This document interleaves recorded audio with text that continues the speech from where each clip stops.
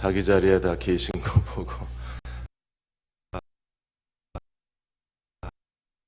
할 시간이 없어서 많이 아쉬웠습니다. 이렇게 예배만 드리고 쫓기듯이 가니까 좀 많이 죄송하고요. 이제 시간이 허락이 되면 그냥 편하게 앉아서 이런저런 얘기를 할 수 있는 시간이 됐으면 하는 바람이 있습니다. 그래서 그냥 얼굴만 본 것만으로도 그냥 하나님께 감사드리고요. 표를 보니까 표를 잘못 정했다 싶더라고요. 사슴이 시냇물을 갈급한 같이 응답이 돼서 지금 우리 너무 갈급하잖아요.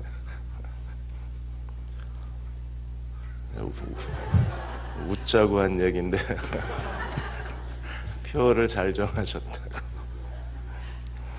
오늘은 어제는 구원과 교회인데 오늘은 성전, 하나님의 성전과 교회에 대해서 생각하고, 그냥 크게 기도했으면 속이 시원하겠다 그래서 어제 크게 기도하자고 그랬는데 나만 크게 하고 다들 조용히 하셔서 우리가 지금 살고 있는 이 시대는 종교다원주의 시대라 그럽니다. 다원주의가 뭐냐 하면 진리가 하나가 아니라 진리는 둘이 될 수도 있고 셋이 될 수도 있고 넷이 될 수도 있고 진리는 여러 개라는 뜻입니다. 그래서 종교다원주의의 세상에서는 절대 종교가 없어요. 절대 진리가 없습니다. 나도 진리, 너도 진리, 쟤네들도 진리. 그래서 다 진리예요.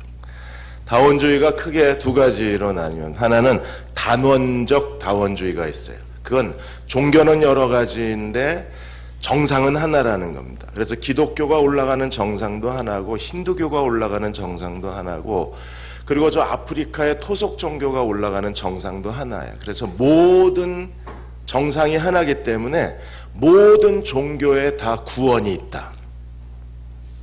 모든 종교가 다 진리고 모든 종교가 다 구원이 있으며 우상은 없는 거예요. 그러니까 모든 종교 중에 하나가 기독교입니다. 그래서 우리가 기독교가 절대 진리, 오직 예수님만이 진리라고 그러면 저 사람들 팔짱 끼고 비웃어요. 바보 같은 놈들 이럽니다. 이게 종교다원주의가 종교통합주의를 가져와서, 그래서 이제 성탄절이 되면 스님들이 천주교에 가서 목탁 두드리면서 아기 예수 오심을 축하하나니 딱딱딱딱딱 그럽니다. 4월 초파일이 되면 신부하고 수녀님이 절에 가서 부처님 오신 날을 같이 축하합니다. 그게 왜 그래요? 그 뒤에 다원주의, 종교통합주의가 있어서 나도 진리, 너도 진리, 다 진리예요. 이걸 우리가 종교다원주의의 단원적 다원주의라고 그러고, 다원적 이 다원주의는 훨씬 더 포괄적입니다. 종교가 다르고 신도 다르고 정상도 다르다. 그런데 다 같은 종교다. 그래서 아예 정상은 같다. 우리가 뭐 산에 올라갈 때 뭐 A 코스, B 코스, C 코스 있듯이 이렇게 길은 다르지만 정상으로 올라가는 것 똑같은 이런 단원적 다원주의에서 최근에는 아예 봉우리가 다 다른 거예요. 넌 지리산, 난 속리산, 난 계룡산, 난 팔달산 이러고 나오는 겁니다. 다 산이다. 다 신이다. 이래 됐어요. 그리고 이런 종교다원주의 시대에서 우리가 예수 그리스도를 믿는다는 게 무엇인가에 대한 믿음을 다시 진지하게 고민할 필요가 있어요. 우리가 구원, 하나님이 우리를 왜 구원하셨는지 구원의 목적성을 깨달아야 되는데, 이 구원의 목적에 대해서 진리에 대한 깊이가 없는 거예요. 미국에서 최근에 그 갤럽과 린제이 그 설치에서 공동조사를 했습니다. 그래서 미국인들이 영적인 갈망이 어느 정도 큰가에 대해서 조사를 했는데, 이번 갤럽과 린제이 리서치의 보고서는 굉장히 놀랐습니다. 미국인들의 영적 갈망이 굉장히 높은 것으로 나왔어요. 근데 이 영적 갈망이 높은데 하나의 커다란 문제가 무엇인가 하면, 영적 성장 욕구, 영적 굶주림은 큰데 뜨거운 그 열정은 가졌는데 종교적 지식이 없는 겁니다. 그러니까 마음만 뜨거운 거예요. 뭔가 뭔가를 해야 되는데 자기가 뭘 믿고 있는지, 왜 믿고 있는지 대답을 못합니다. 하나님을 믿고 그리스도를 믿는다고 말하는 사람들이 예수를 왜 믿냐? 대답을 못해요. 믿는다는 게 뭐냐? 대답을 못합니다. 그러면서 뭔가 뜨거운 거예요, 지금. 뭔가 갈급한 거예요. 근데 왜 믿는지 몰라요. 그래서 이번에 린제이 리서치가 이 분석을 해서 내놓은 게 뭐냐면 결국에 지식이 없으니까 마음만 뜨겁지 채워지는 거 하나도 없는 겁니다. 그리고 설문조사에 대답한 사람 대다수가 전통적 신앙에다가 비전통적 신앙을 같이 갖고 있었고, 믿음이 신앙이 훌륭하다고 평가받는 사람들도 결국엔 그 직장이나 주변 사람들에게 아무 영향도 미치지 못하는 그냥 종교적이고 답답한 사람이라는 이미지만 줬지 사람들에 대한 삶의 변화는 못 준 사람들이에요. 그러니까 옆에 있는 사람들에게 정말 매력적인 사람으로 인식이 안 되는 거예요. 그러면서도 교회에서는 믿음이 좋다고 평가가 되는 겁니다. 이런 여러 가지 모순의 가장 큰 원인이 어디 있느냐면 왜 믿는지를 모르는 거예요. 여러분, 예수님을 왜 믿으십니까? 예수 믿는다는 게 뭔가요? 하나님이 우리를 구원해 주신 이유가 어디 있습니까? 거기에 대한 기본적 지식이 우리가 갖춰져 있어야 그 지식에서 갈급함이 채워지고, 이 복음에 대한 지식이 체계적으로 있어야, 그래야 굶주림이 채워질 수 있는 거예요. 하나님이 우리를 구원하신 목적 가운데 하나가 하나님의 성전입니다. 하나님의 성전을 우리는 하나님의 내 집 마련 프로젝트라고 그럽니다. 하나님의 성전이 하나님의 집이잖아요. 그래서 하나님의 내 집 마련 프로젝트가 구속사 가운데 아주 핵심적인 사역 중에 하나예요. 에스겔 37장 26절 28절에 이렇게 얘기했습니다. 내가 그들과 화평의 언약을 세워서 영원한 언약이 되게 하고 또 그들을 견고하고 번성하게 하며 내 성소를 그들 가운데 세워서 영원히 이르게 하리라. 하나님이 영원한 언약을 세우셨는데 그 언약의 핵심에 내 성소를 그들 가운데 세우겠다 그랬어요. 그러니까 하나님의 구원의 가장 핵심이 하나님의 성소예요. 그러면 우리는요, 하나님의 성소에 대한 기본적 지식이 있어야 돼요. 왜 하나님이 성막을 세우셨지? 모세를 통해서. 왜 솔로몬을 통해서 성전을 지으셨지?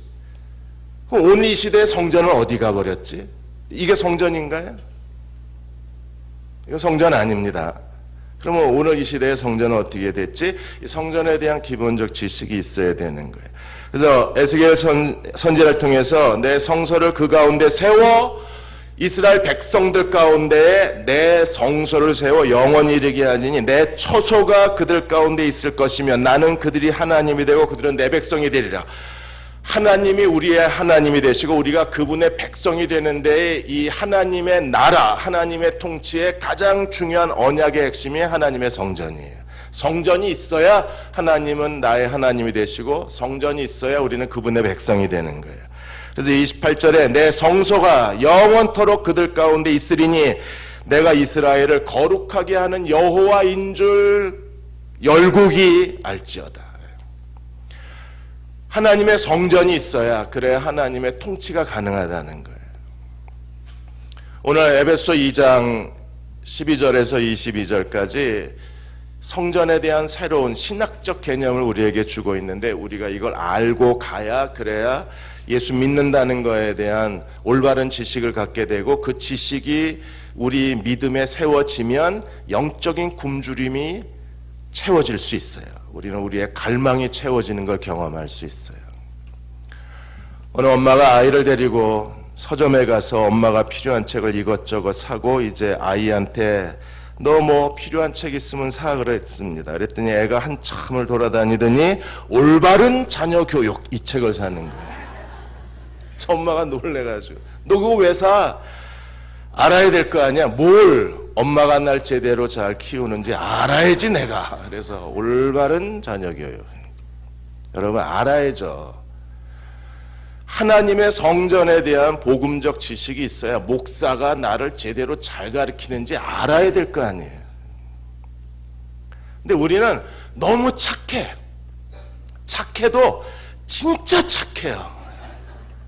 그냥 목사하면 다 좋은 줄 알고, 목사하면 다 그냥 하자는 대로 하는 게 다 그게 하나님의 뜻이라고 생각을 하고, 목사가 하자 그러면 그게 다 주의 일이라고 생각하고, 목사가 하자 그러면 그게 다 하나님이 말씀하신 거라고 생각을 하는 거예요.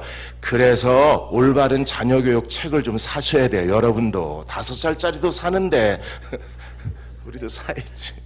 그래서 저 인간이 나를 제대로 가르치나, 조경호 저 인간이 날 정말 똑바로 가르쳤나를 알아야지 내가 그 길을 따라갈 건지, 아니면 정말 하나님 말씀을 다시 연구해야 될지를 이해할 수 있을 거잖아요. 하나님의 성소가 영원한 언약인데, 하나님의 성소의 시작이 에덴 동산입니다. 하나님이 에덴을 만드시고 하나님이 창조하신 인간을 거기에 두셨어요. 그래서 최초로 하나님과 인간의 공동 거주지가 에덴 동산입니다.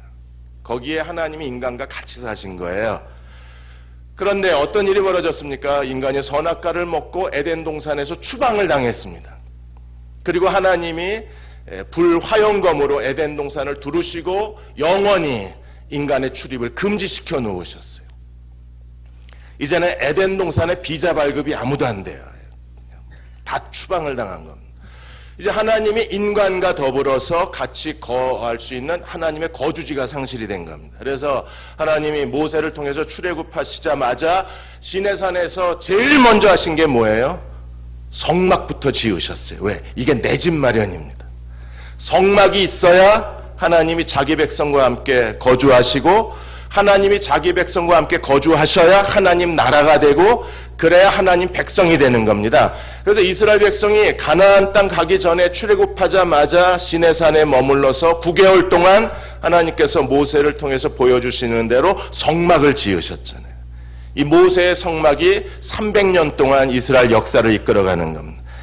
우리가 출애굽기 25장 8절과 29장에 보시면 하나님이 이스라엘을 출애굽한 목적에 대해서 뭐라고 그러셨느냐 하면, 이 성막을 짓게 하시려고 출애굽시키셨다 그랬어요.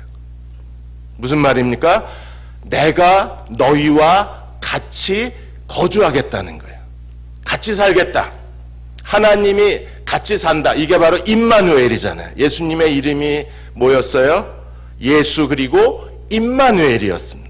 여러분, 임마누엘의 하나님은요, 우리와 거처를 함께 하시는 분이세요. 나랑 같이 살고 계신 분이십니다.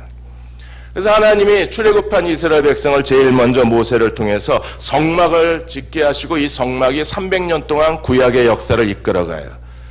그런데 어떤 일이 벌어졌나요? 결국에 엘리 제사장하고 두 아들이, 그 엘리의 두 아들이 정말 불량배, 그러니까 타락한 목사의 원조 중의 원조가 엘리의 두 아들입니다. 원조 할머니 뼈다귀 해장국집이 엘리의 두 아들이에요. 얘네들은요, 진짜 오늘 타락한 목사들이 보여주는 행태가 엘리의 두 아들의 DNA로부터 시작이 되는 거예요. 엘리의 두 아들이 어떻게 했습니까? 하나님 앞에 제물을 드리는데 제일 먼저 가서 쇠꼬챙이를 찍어서 가장 맛있는 걸 지들이 먼저 먹고 앉았습니다. 하나님께 바치는 제물을 중간에서 가로챈 사람들이 엘리의 두 아들입니다. 오늘 종교 지도자들이 하나님께 드리는 예물을 중간에 도둑질해 가잖아요. 여러분, 배달 사고 안 났는지요? 계속 살펴보셔야 돼요.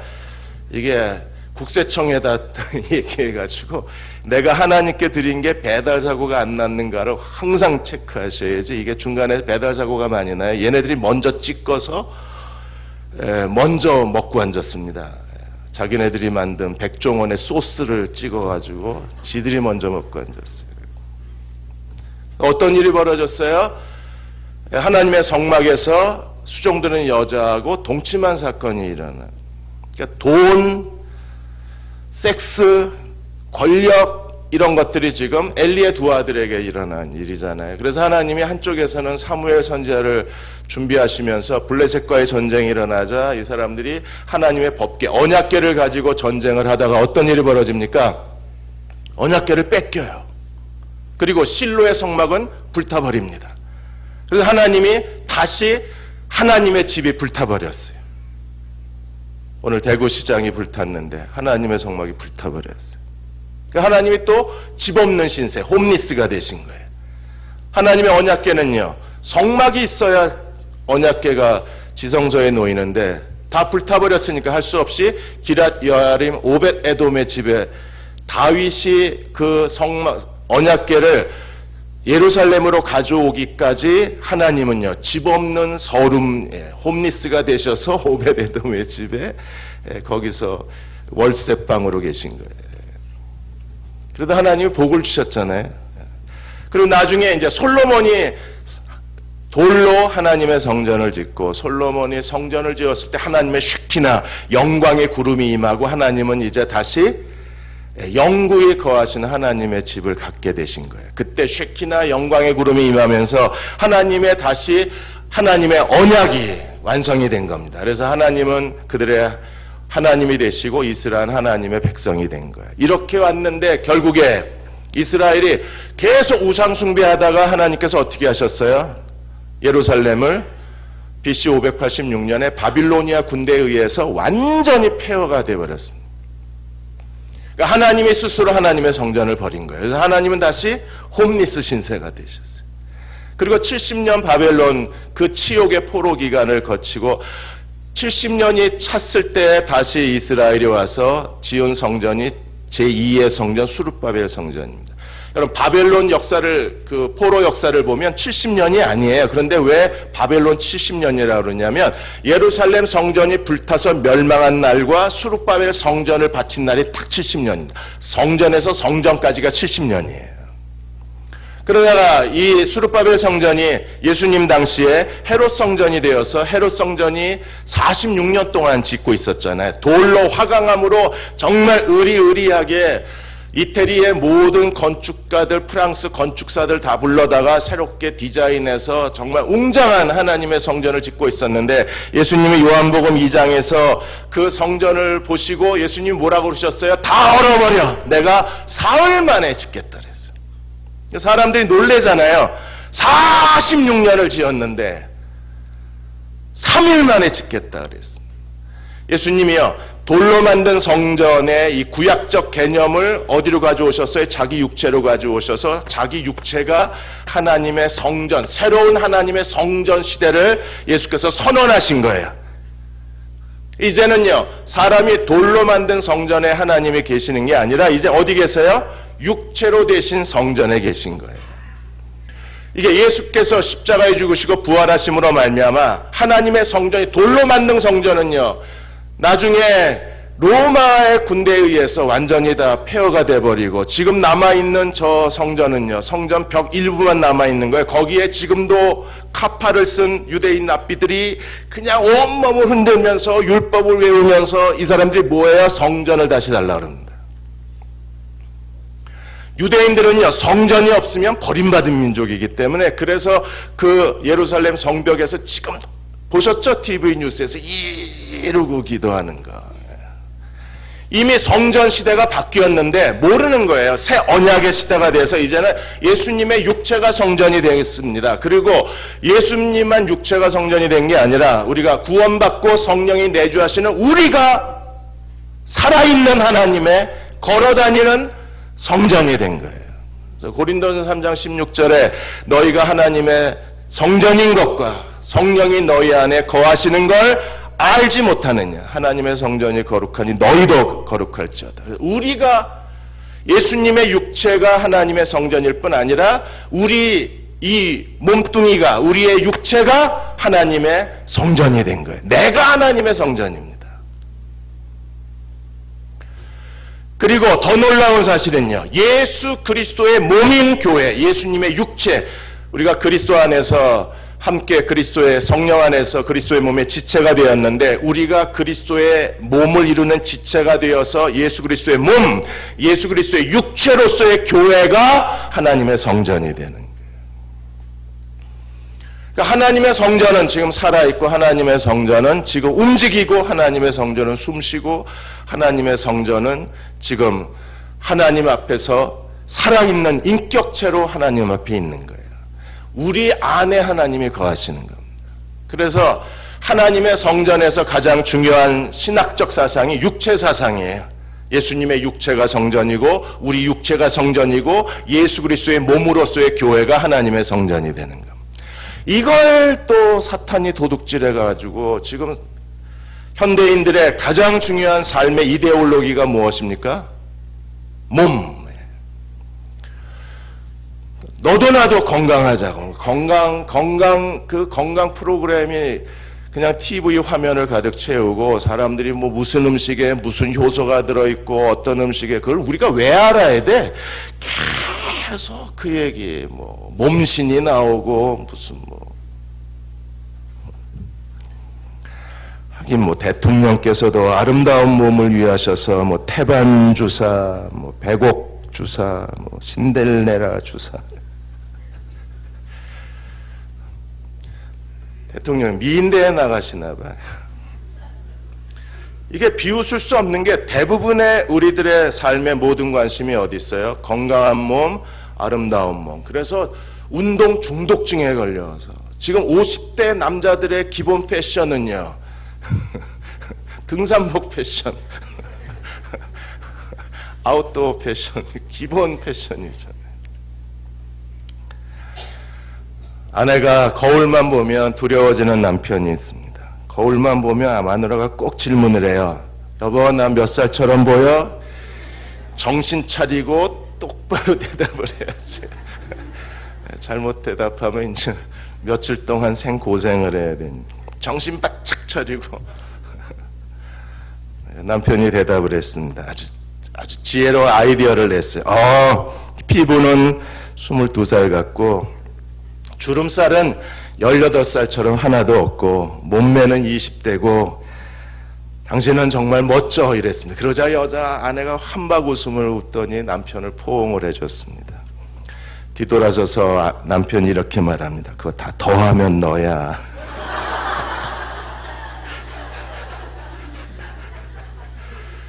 왜 이래요? 우리가 기본 삶의 코드가 전부 아름다운 몸, 건강한 몸, 여기에 완전히 중독 증세로 살아요. 그러니까 육체가 현대인의 삶을 이끌어가는 아주 중요한 가치관이 된 거예요. 그런데 실제로 그리스도인이 이 육체 사상이 강해야 돼요. 육체 신학.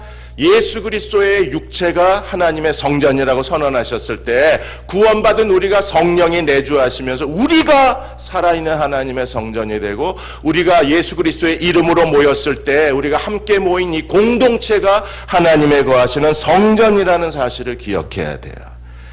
그래서 오늘 에베소 2장 22절에 이렇게 말합니다. 너희도 성령 안에서 하나님이 거하실 처소가 되기 위하여 예수 안에서 함께 지어져 가느니라. 지금 구원받은 사람들의 숫자가 늘어날수록 점점 더 하나님의 성전이 커져가고 있는 겁니다. 그리고 최후에 하나님께서 새하늘과 새 땅에 완성하시는 게 하나님의 성전입니다. 계시록 21장 3절에 내가 들으니 보좌에서 큰 음성이 나서 이르되 보라 하나님의 장막이 사람들과 함께 있으며 하나님이 그들과 함께 계시리니 그들은 하나님의 백성이 되고 하나님은 친히 그들과 함께 있으리라. 그래서 우리는 천국에서요, 천국 자체가 새 예루살렘 하나님의 새 성전이 되어서 우리는 영원토록 하나님과 같이 사는 겁니다. 이게 성전의 역사, 하나님의 구속의 역사입니다. 그러므로 하나님은요, 성전을 통해서 우리에게 하나님을 예배하는 예배 백성으로 부르시고 우리는 이 성전을 통해서 하나님이 누구이신가를 세상에 증언할 하나님의 거룩한 백성의 증언을 갖는 거예요. 근데 구약에서는 하나님의 백성이 있고 그리고 하나님의 성전이 있었어요. 성전과 백성이 분리가 됐습니다. 그런데 하나님께서 예수 그리스도 안에서 어떤 놀라운 일을 벌이셨느냐 하면 역시 하나님이 하시는 일이 다르잖아요. 신약에 와서는, 새 언약에 와서는 하나님의 백성이 동시에 하나님의 성전이 되게 하셨어요. 구약에서는 아브라함의 혈통적 자손인 이스라엘이 하나님의 백성이고 그 가운데 예루살렘에 하나님의 성전을 하나님 건축하셨는데 그게 다 망가져버리고 다 깨져버리고 다 사라져버린 거잖아요. 다 파괴되어 버렸잖아요. 이제 하나님이 그리스도 안에서는 어떻게 하시느냐 하면 구원받은 우리가 하나님의 백성이며 동시에 하나님의 성전이 되게 하신 거예요. 내가 백성이고 내가 성전이 되는 거예요. 우리가. 오늘 2장 11절에서 18절까지 내용이 바로 그 내용입니다. 우리가 구원받기 전에는 어떤 사람이었습니까? 그때 12절에 보시면 그때 너희는 그리스도 밖에 있었고 이스라엘 나라 밖의 사람이라 약속의 언약에 대해서 외인이요 세상에 소망도 없고 하나님도 없는, 하나님의 아브라함의 언약적 관점에서 보면 우리는요 버림받은 사람들입니다. 그래서 생각 좀 해라 그랬어요. 이방인으로 산다는 것은요 정말 비극적인 겁니다. 예전에 이제 탈북자들 모임이 있습니다. 탈북자가 벌써 3만 명 시대가 됐는데, 이분들은 대한민국의 자유를 찾아오고 대한민국 땅에 왔는데도 그들의 신분 자체가, 그들의 삶 자체가 정말 불안정한 거예요. 그래서 대한민국에 오자마자 제일 먼저 드는 생각이 내가 왜 남한에 왔나? 내가 뭐 때문에 여기에 왔지라는 자괴감. 이게 너무나 그분들에게 고통스러운 거예요. 우리가 하나님의 언약의 관점에서 이방인이었다는 과거의 우리의 신분은요 정말 비참한 겁니다. 거기는 그리스도도 없고 약속의 언약도 없고 결국에는 세상에 소망도 없고 하나님도 없이 버림받은 존재였었어요. 그래서 아브라함의 언약의 관점에서는 하나님의 모든 인류가 유대인 아니면 이방인 두 개의 거대한 민족 개념만 있었잖아요. 근데 지금 유대인은 어떻게 됐습니까? 예수 그리스도의 십자가의 죽음 이후에, 지금 예수님이 오신 이후에 저기 팔레스타인에 독립한 저 유대인하고 오늘 예수 그리스도를 믿고 아브라함의 믿음으로 구원받은 우리하고 도대체 어떤 관계가 있는 걸까요? 여기에 주님의 십자가를 통한 놀라운 구원이 있는 거예요. 하나님이 하신 일이 무엇입니까? 14절에 오늘 우리가 읽은 본문에 그는 우리의 화평이신지라 둘로 하나를 만드사 유대인과 이방인을 그리스도 안에서 하나로 만드셨어요. 그리고 15절에 벌써 이렇게 들어가니까 이제 좀 듣기가 싫으시죠? 이제 이걸 우리가 알아줘야 돼요. 왜요? 엄마가 나를 똑바로 교육하고 있는가를 내가 알아야 돼요. 이 정도는 알고 사셔야 돼요.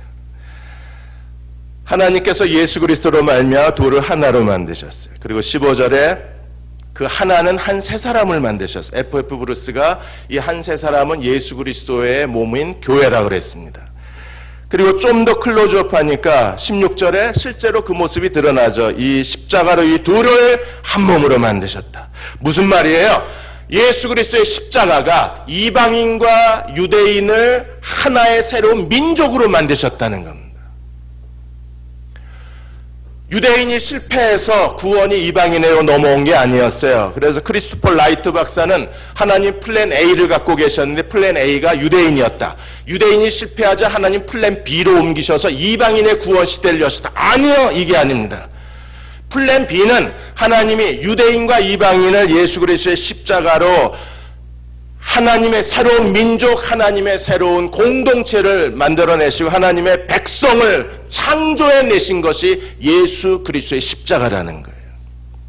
그러므로 그리스도의 십자가를 통해서 하나님이 하신 일이 무엇입니까? 이스라엘의 실패로 인하여 구원이 이방인에 옮겨온 게 아니라 아예 이스라엘이 확대가 된 거예요. 어떻게 확대가 됐어요? 유대인과 이방인이 그리스도 안에서 하나의 하나님의 제3의 새로운 인류로 태어난 것, 하나님의 거룩한 백성으로 다시 창조된 것, 이 하나님의 새로운 창조된 백성의 공동체가 바로 예수 그리스도의 몸으로서의 교회라는 것.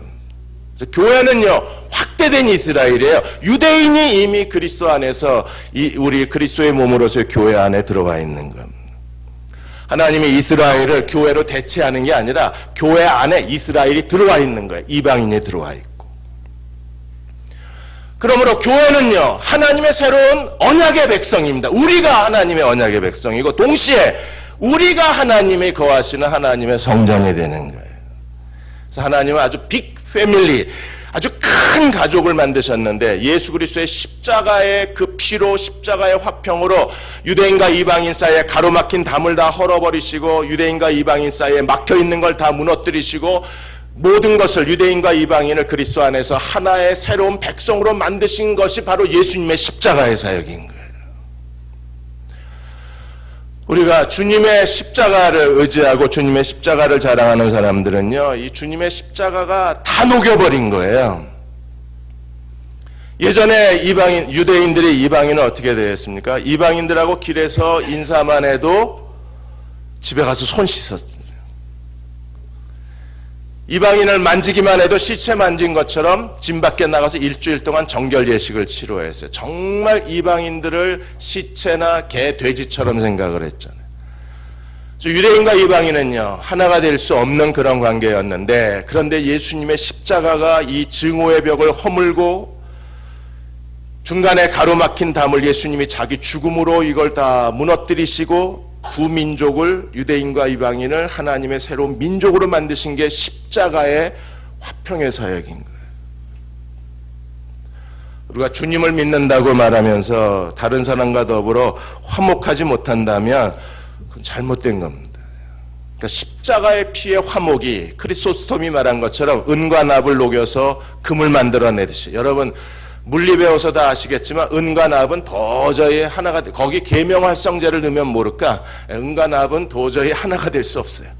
그런데 옛날에 그 고대사회에서는요, 연금술사라는 사람들이 은과 납을 녹여서 금을 만들어내려고 귀족들을 속이고 어마어마한 돈을 착취했잖아요. 이건 도저히 하나가 될 수 없는 거. 그 정도로 성질이 다른 거잖아요. 그런데 하나님 마치 은과 납과 같이 정말 서로 증오하는 두 사람을 그리스도 안에서 하나님의 새로운 민족으로 만드신 게 바로 예수 그리스도의 몸으로서의 교회예요. 유대인과 이방인이 하나님의 새로운 하나님의 백성으로 거듭나게 하시고 재창조하신 게 하나님의 구원이라는 겁니다. 우리가 교회라고 말할 때 그 교회는요, 바로 새로운 하나님의 백성이 되는 겁니다. 이 안에는 이방인이 들어있고 유대인이 다 들어있는 겁니다. 그래서 이 하나님의 새로운 백성을 19절에서 22절까지 뭐라 그랬습니까? 이 세 가지 모습을 설명했는데, 하나가 하나님의 시민, 그 다음에 두 번째가 19절에 하나님의 가족, 그리고 세 번째가 하나님의 성전이라고 우리에게 설명하고 있는 거예요. 하나님 나라가 교회를 이 땅에 탄생시키고, 교회는 바로 예수 그리스도의 몸으로서의 교회는 하나님의 새로운 백성이 되는 거예요. 그래서 하나님 나라는 교회를 통해서 일하고, 교회를 통하여 세상에 선포되고, 교회를 통해서 하나님의 영광이 드러나야 되는 겁니다. 그런데 오늘 교회는요, 어떤 모습입니까? 교회가 오히려 하나님의 영광을 드러내는 게 아니라 교회 때문에 하나님의 영광이 다 쓰레기통에 처박혔잖아요. 올해 올 초죠. 10일 사이에, 2주 사이에 목사 신학생들이 저지른 범죄가 2주 사이에 4건이 있었습니다. 그래서 신학생 하나가 묻지마 살인을 하고, 여름이었나요? 그 다음에 신학생 하나가 수표를 위조해서 그걸 가지고 성매매하다가 걸렸어요. 그 다음에 목사는 아동학대하다가 결국에 쇠고랑을 차고, 또한 목사는, 이게 대형교회 목사였는데, 이 목사는 장애인 아이의 임금을 몇 년 동안에 매달 2만 원씩 용돈을 5년 동안 착취를 해서 6,500만 원을 자기가 쓴 것으로 인해서 다시 쇠고랑을 찹니다. 또 서울신대학 교수 한 사람은 자기 아이를 그렇게 그냥 백골이 되도록 시체를 방치했다가 그게 드러나가지고 세상 사람들의 비난을 받았잖아요. 그러니까 교회가 하나님 나라를 세상에 보여줘야 되는데, 교회가 정말 하나님의 영광을 다 가리고 있는 상황이 된 거예요. 왜 이렇게 됐을까요? 하나님의 성전이면 여기 쉐킨 하나님의 영광의 구름이 뜨고 여기 하나님이 계셔야 되잖아요. 하나님 여기 머무르셔야 되잖아요. 근데 오늘 교회가 왜 이 꼴이 됐을까요? 이유가 어디 있습니까? 왜 이렇게 됐는지 우리는 원인을 알아야 되잖아요. 이유가 어디 있어요? 그래서 구약의 성경 역사가 중요해요. 구약에는요, 하나님이 솔로몬을 통해서 성전을 지으시고 난 뒤에 솔로몬이 우상 숭배하다가 나라가 둘로 나뉘어졌어요. 어떻게 나뉘어졌습니까? 북이스라엘 10개 지파, 그 다음에 남유다 베냐민 2개 지파로 북이스라엘 남유다로 나뉘어졌어요. 여로보암이 10개 지파를 이끌고 이제 북이스라엘 왕국을 세웠는데, 그런데 무엇 때문에 북이스라엘이 우상 숭배를 시작하게 됐습니까? 네, 지금 더워서 다 졸리시죠? 네. 여기는 이게 비 때문에 진짜 한정막 같아요. 뭐 때문에 북이스라엘이 우상숭배 국가가 됐어요? 예루살렘이 어디 있어요? 남유다. 그러니까 매년 20세 이상의 모든 남자는 예루살렘에 3번씩 가야 되잖아요. 그러면 여로보암이 생각할 때 예루살렘에 가다 보면 민심이 르호보암에게 돌아가서 자기가 나라를 빼앗길 걸 염려한 겁니다. 그래서 어떻게 했어요? 베델과 단에다가 금송아지 제단을 만들었어요. 그때부터 북이스라엘 역사가 19명의 왕의 시대를 거쳤는데 19명의 왕이 BC 722년에 아시리에게 멸망할 때까지 우상 숭배하다가 망해버린 겁니다. 예루살렘 성전을 차단하기 위해서 베델과 단에 송아지 숭배를 세워놓은 것으로 인하여 북이스라엘은요, 하나님을 떠난 백성이 되고 하나님을 대적하는 백성이 되고 우상 숭배 국가가 됐다가 아시리아에게 망한 거예요. 남유다는 어떻게 됐습니까? 남유다는 르호보암 이후에 몇 번의 종교 개혁이 일어났었어요. 여호사밧, 아사, 히스기야 이런 왕들에 의해서, 요시야 이런 왕들이 종교 개혁을 일으켰지만 나머지 왕들은요, 우상 숭배하다가 결국에 BC 586년에 바벨론에 의해서 1차, 2차, 3차 포로로 끌려갑니다.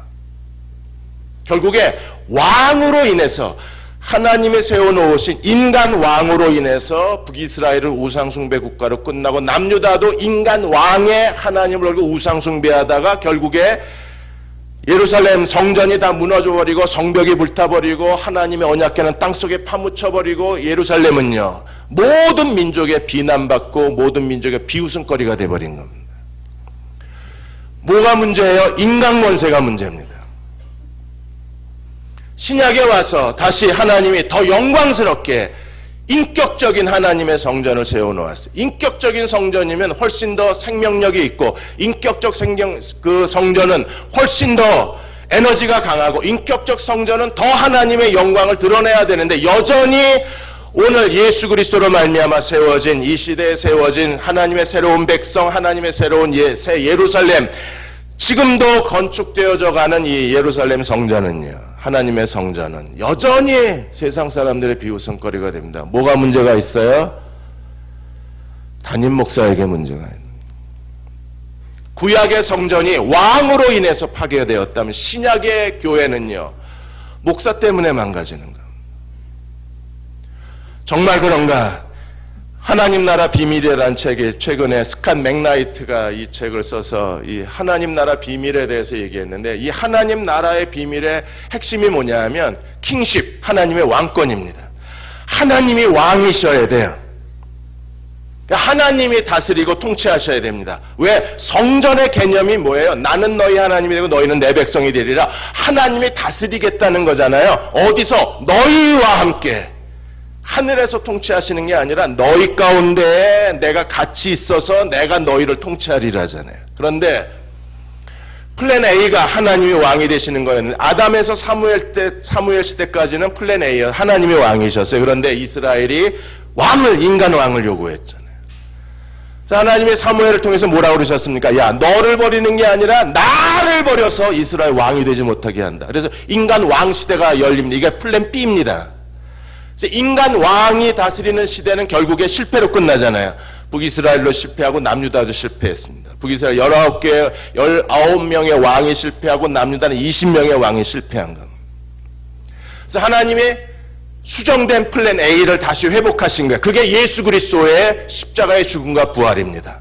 예수께서 이 땅에 오셔서 그분이 교회의 머리가 되심으로 다시 하나님이 통치하시고 하나님이 다스리시는 하나님의 거룩한 나라가 세워지게 된 거예요. 그런데 그 하나님의 왕 되심을 다시 거역하는 인간 제도가 바로 목사 제도입니다.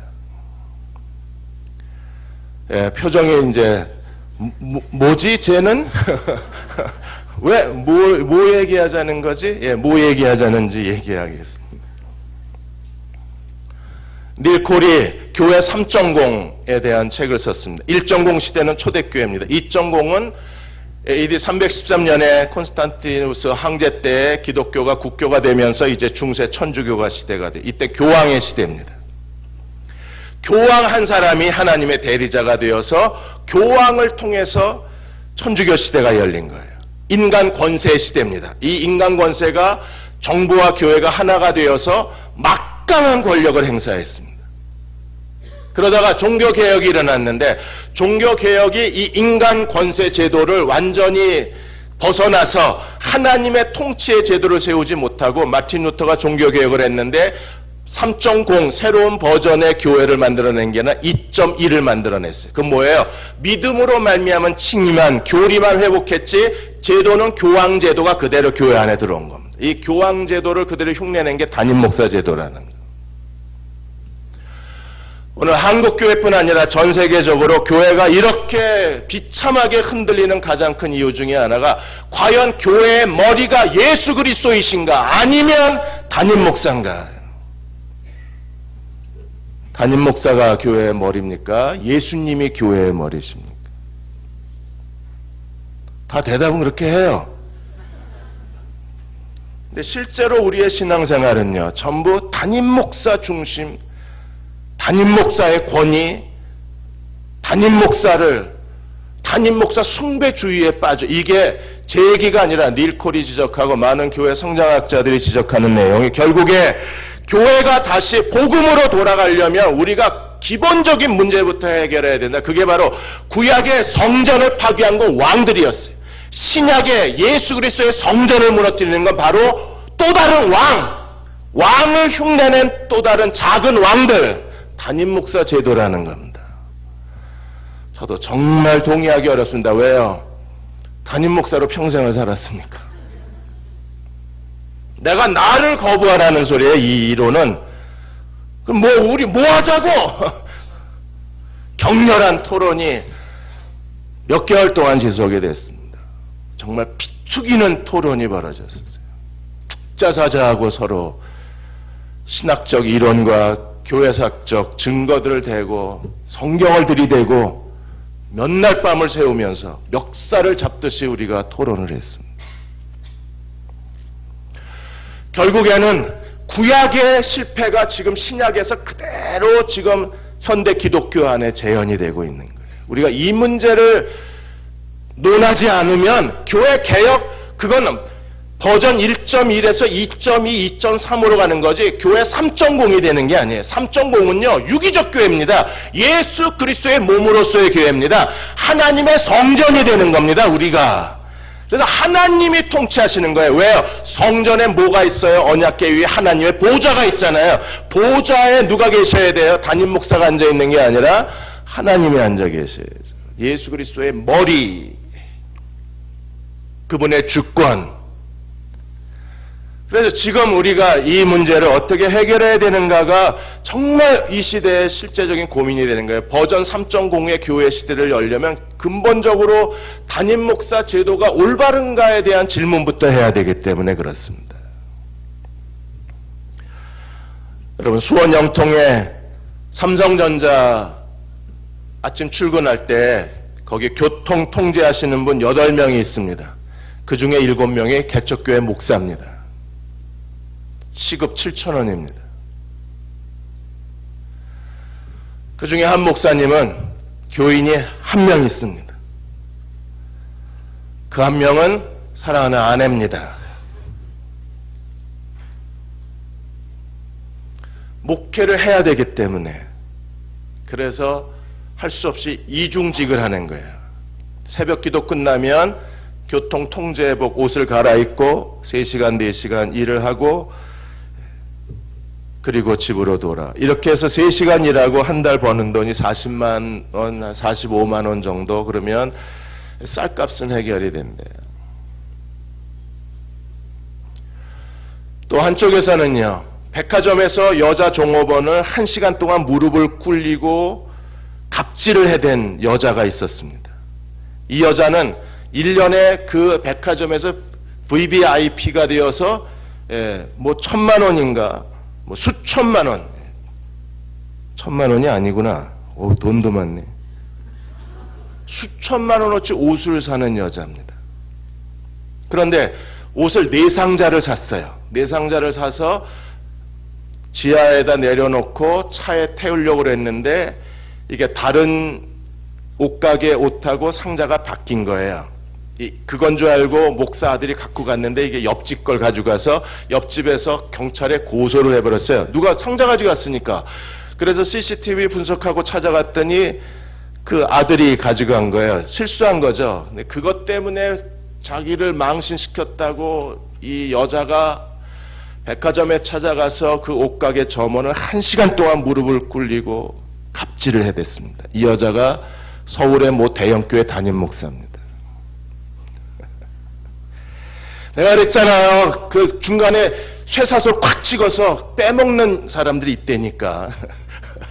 조심하셔야 된다 그랬잖아요. 한쪽에서는 시급 7,000원에 교통통제원을 하는데 한쪽에서는 1년에 수천만 원.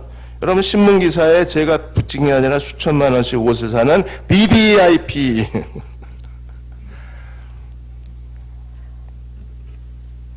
이게 현실인 거예요.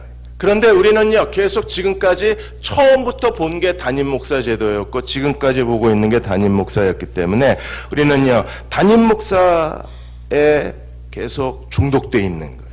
그런데 지금에 와서는 담임 목사 제도가 정말 하나님이 우리에게 주신 제도인가를 진지하게 성경을 펴고 묻기를 시작하는 겁니다. 그 중에 첫 번째 질문이 뭐냐 하면 담임 목사 한 사람이 과연 그 교인들을 돌보기에 충분할 만큼 지성과 교양과 영적 능력과 은사와 그리고 하나님께 바쳐진 헌신과 그리고 하나님께 대한 말씀의 깊이가 혼자 가능하냐?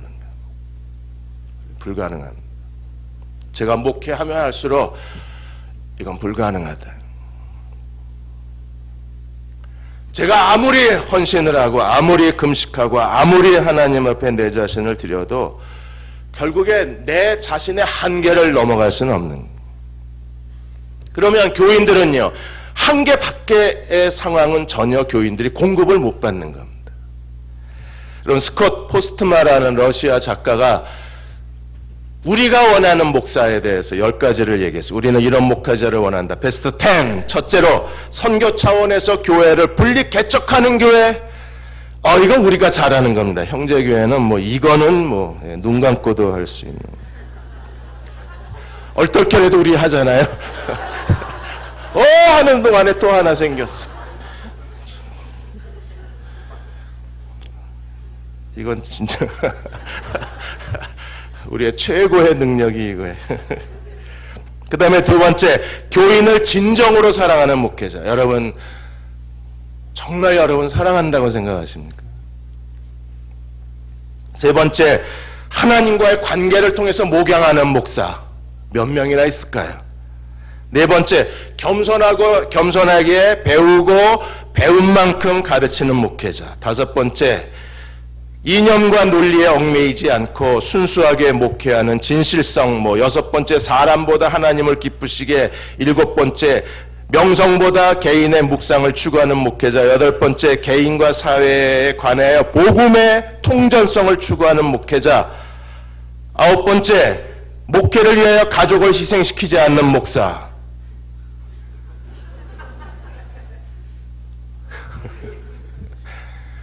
이게 가능하다고 보세요. 열 번째, 시대의 흐름을 건강한 눈으로 보고 통찰력 있게 바라보고 시대에 맞는 목회를 구현해내는 목사. 가능합니까?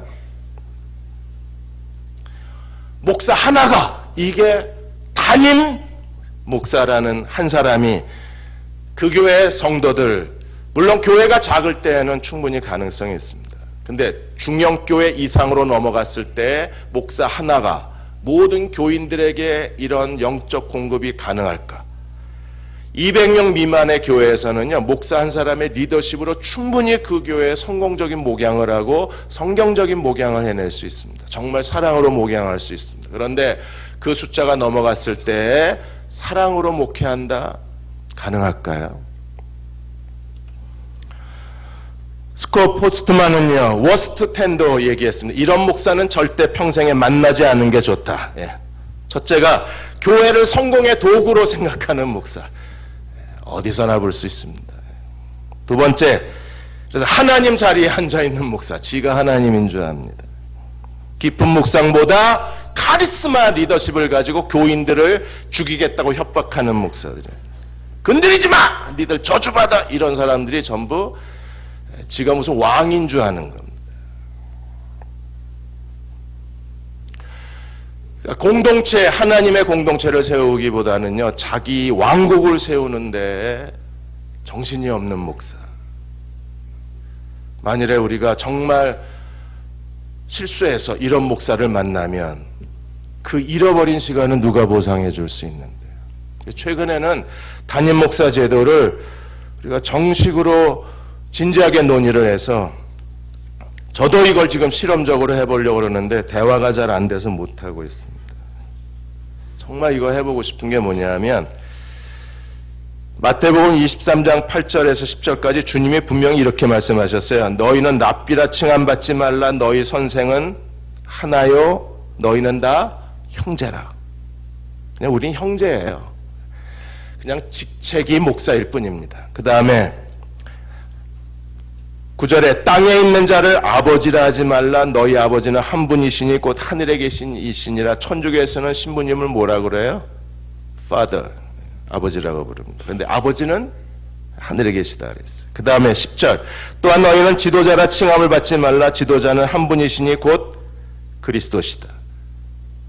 한 분이시래. 한 분, 한 분, 한 분. 그런데 우리는요, 목사가 랍비고 목사가 아버지고 목사가 지도자잖아요. 과연 이게 성경적이냐고 묻는 겁니다. 그냥 여러분 순수하게 제가 묻는 겁니다. 저도 해답을 찾고 있는 중이기 때문에. 그래서 최근에 목사의 그 사역에 대해서 원맨 리더십이 성경적이냐 아니면 팀 리더십이 성경적이냐. 그래서 최근에는 팀 리더십이 더 우세해졌어요. 원맨 리더십을 가지고 하나님이 주신 목양을 감당할 수는 없다는 겁니다. 그래서 어떤 현상이 일어나느냐 하면 몇 가지를 말씀드릴게요. 하나가 멜로파크 장로교회에서 실험적으로 해서 성공한 케이스입니다. 이게 미국 교회에서 멜로파크 교회에서는 이게 교회가 130년 된 교회예요. 그리고 월터 커버 정말 존경하는 목사님이 평생을 목회하신 교회입니다. 그리고 그분이 2002년에 은퇴했어요. 교회가 지혜로, 교인들이 지혜로웠습니다. 이렇게 너무나 존경받는 목사가 평생을 목회했기 때문에 그 다음에 어떤 목사가 와도 죽서요. 지금 영락교회가 절에서 영락교회 담임 목사 아무리 좋은 목사를 데리고 와도 오래 못 갑니다. 왜요? 한경직 목사만큼 목회할 만한 그릇이 대한민국 땅에 없는 거예요.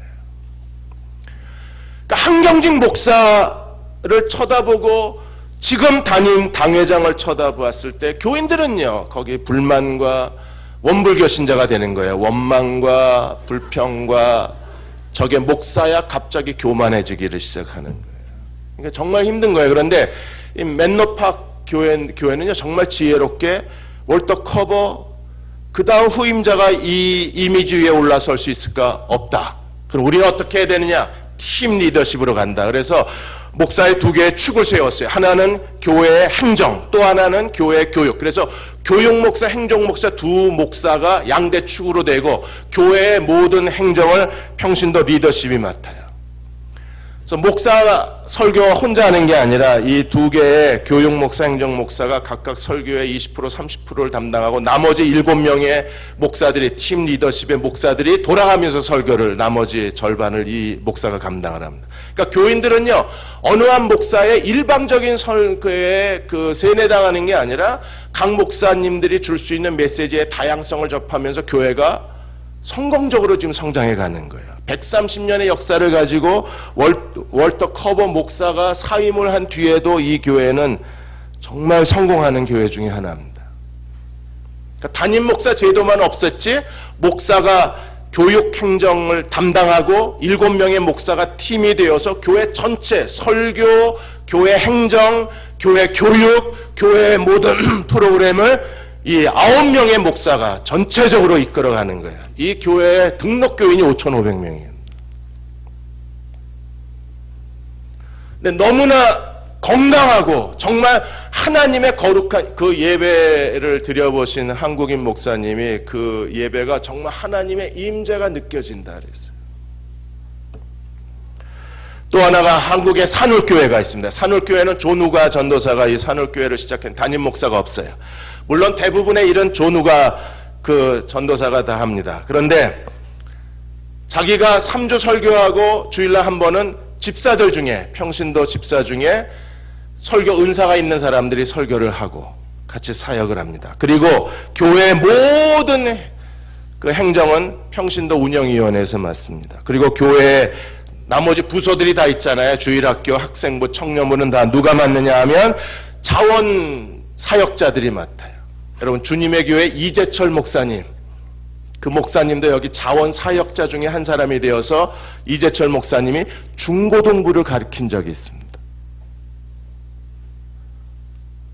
이게 지금 팀 리더십이에요. 완전히 교회를 뒤집어 놓아버린 거. 그러니까 개척교회가 아니고 중대형 교회에서의 얘기예요. 개척교회 때는 담임 목사 한 분으로 충분히 우리가 하나님의 성전의 임재를 느낄 수가 있는데, 그렇지 이제 교회가 성장했을 때는 제도가 바뀌는 겁니다. 그리고 지난번에 그 퇴직하신 잔 파이퍼 목사님, 정말 뛰어난 설교자시잖아요. 이분이 베들레헴 침례교회에서 33년간을 설교 목사로 있었어요. 담임 목사가 아니라 설교 목사로. 이분은 하나님 말씀을 연구하고, 이분은 완전히 이 시대의 선지자잖아요. 그러니까 목사도 세 종류가 있어요. 왕, 예수님의 삼중의 직분이 왕, 제사장, 선지자 있는 것처럼 이 예수님의 그 왕의 모습을 닮은 사람들은요, 카리스마를 가지고 교회의 왕 노릇을 해야 돼요, 이 사람들은. 그래서 교회의 모든 행정을 자기가 독점하고 10원짜리 하나 다 자기가 결제해야 되고, 구석구석 그 식당에서 오이 100원어치 사는 것도 지가 다 알아야 돼요. 이거 왜? 왕이니까. 그런 남편하고 살면 힘들잖아요. 목양 리더십은, 이 제사장 리더십은요, 이게 200명 미만의 목사님들은 거의 대부분 다 제사장 목사들입니다. 그래서 정말 사랑하고 같이 밤을 새고 병원에 가서 앉아서 수술하는 동안에 그 가족들하고 앉아서 수술 끝날 때까지 같이 거기서 그냥 자판기 커피 마시면서 김밥 먹으면서 끝까지 기다려줄 수 있는 건요, 이게 제사장. 선지자 말씀 사역에 헌신되신 분들은요, 교회가 설교 목사로 그분을 데려오면요, 정말 잘 맞습니다. 교회의 모든 일을 다 교회 평신도 리더십이 하고, 이 목사님은 가르치는 일과 훈련하는 일에 전념을 하는 거예요. 물론 교회의 비전을 만들고 교회의 큰 그림을 그리는 데는 같이 참여해서 함께 기도하고 함께 대화를 하지만, 그러나 주 사역은 설교. 그래서 아예 타이틀이 설교 목사예요. 담임 목사가 없어요, 그 교회가. 그게 벌써 33년이 되는 거예요. 이제 여러분들이요, 정말 무슨 일이 일어났는가를 우리가 제대로 알고 어떻게 해야 되는가를 고민하고, 이제 형제교회가 지금이 기회입니다. 완전히 새로운 옷을 갈아입든지, 아니면 여러분 과거에 했던 대로 또 담임 목사 청빙하고 또 갈등은 일어나고 또 한바탕 소란이 일어나면요, 이제 다 탈진해서 다 도망가 버립니다. 그러면 제가 와서 이렇게 그리운 얼굴을 볼 수도 없는 거예요. 두 번째는 견딜만 합니다. 그런데요, 이게 세 번째 되면요, 숨이 막혀서 못 견뎌요. 담임 목사 데려오겠다 기도해 드릴 수 있습니다. 그런데 한번 우리도 팀 리더십으로 가보자. 제가 얼마든지 도와드릴 수 있어요. 열심히 기도해 드릴 수 있어요. 실제로 지금 산울교회를 비롯해서 몇몇 교회가 담임 목사 제도 없애고 설교 목사 또는 행정 교육 목사, 아니면 그 전체 사역을 코디하는 코디 목사 제도로 나가는데 아주 성공적으로 지금 잘 변형을 이루어내고 있어요. 정말 새 옷을 갈아입는 겁니다. 왜 그렇게 해야 돼요? 교회의 머리는 그리스도이시기 때문에. 누구도 교회의 머리가 돼서는 안 되기 때문에.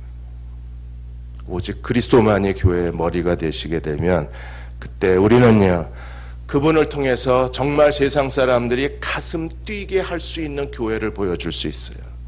웨인 코네이더가 무기력한 교회가 있고 세상을 흥분시키는 교회가 있다 그랬어요. 우리는 세상을 흥분시키는 교회가 돼야 합니다. 그러려면 머리 대신 그리스도에게 다 붙어 있어야 돼요. 그래야 온몸이 머리로 말미암아 공급함을 얻고 자라게 하심을 따라 교회가 성장해서 우리는 세상 사람들에게 하나님이 얼마나 아름다우신 분이신가. 야, 형제교회 거기 4층 가면 거기 하나님 계셔. 이 말이 나오면 우리 하나님의 임재를 예배 때마다 보여줄 수 있잖아요. 예수님이 머리가 되시면 예수님이 여러분의 모든 기도를 다 들으시고 여러분이 가야 할 곳을 지시하여 주시고, 예수님이 머리가 되시면 여러분이 무엇을 어떻게 해야 할지를 길을 안내해 주시고, 예수님이 머리가 되시면 우리가 행하는 모든 일을 주님께서 형통케 하시고 손으로 하는 모든 일을 주님께서 도와주실 수 있어요. 주님을 붙들고 삽시다. 어떻게 해야 되는지 한번 고민해서 형제교회 교인 여러분 한번 도전해 봅시다. 하나님이 교회 3.0 새로운 하나님의 교회를 원하신다면 우리가 어떻게 해야 되는가를 고민을 하고 그리고 새로운 도전을 만들어내는 그런 저와 여러분 되시기를 주의 이름으로 축원합니다. 자, 우리 같이 기도하겠습니다.